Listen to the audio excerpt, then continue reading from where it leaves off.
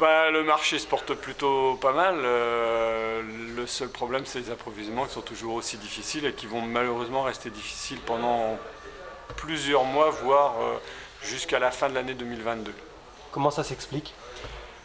C'est un effet ciseau entre la croissance du marché au niveau mondial et le fait que les usines qui travaillent habituellement en flux tendu ont été fermées pendant un mois ou deux à cause du Covid et le retard se rattrapera jamais. Il n'y a pas de stock, on est toujours en flux tendu, donc très difficile, même si les fabricants mettent en place des nouvelles filières de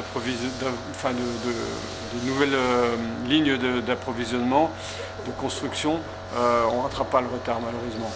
Quels sont les besoins là? Qu'est-ce qu'on vous demande le plus?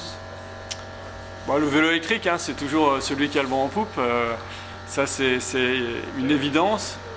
Après, avec les beaux jours, on va revendre un petit peu de vélo traditionnel, je dirais, du VTT, du vélo de route.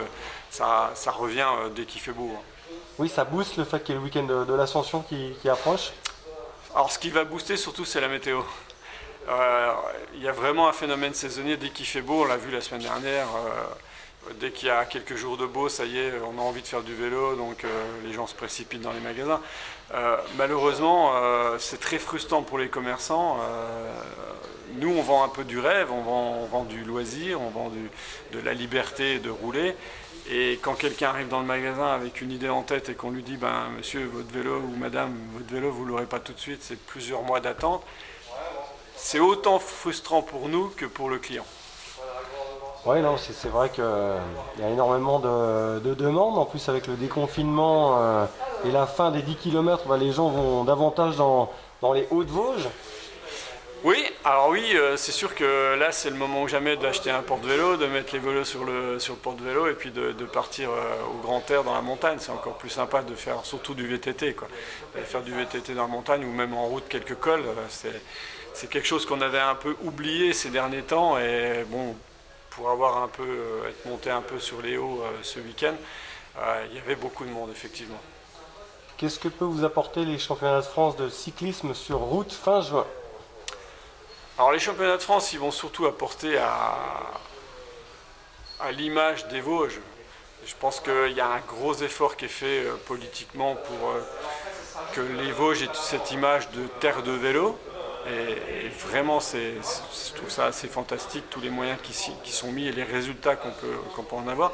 Donc le meilleur résultat, c'est d'avoir une des plus grosses compétitions, une des plus belles compétitions en France en ce qui concerne le vélo de route, qui va se dérouler pour la première fois dans les Vosges.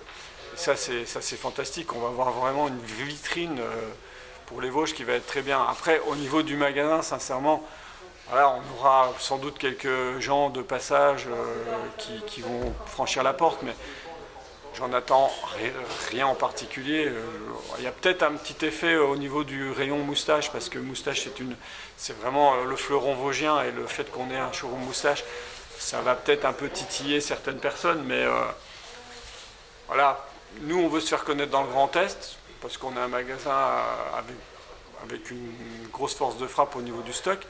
Mais voilà, le championnat de vélo route, c'est pas non plus quelque chose qui va nous faire exploser les chiffres, quoi.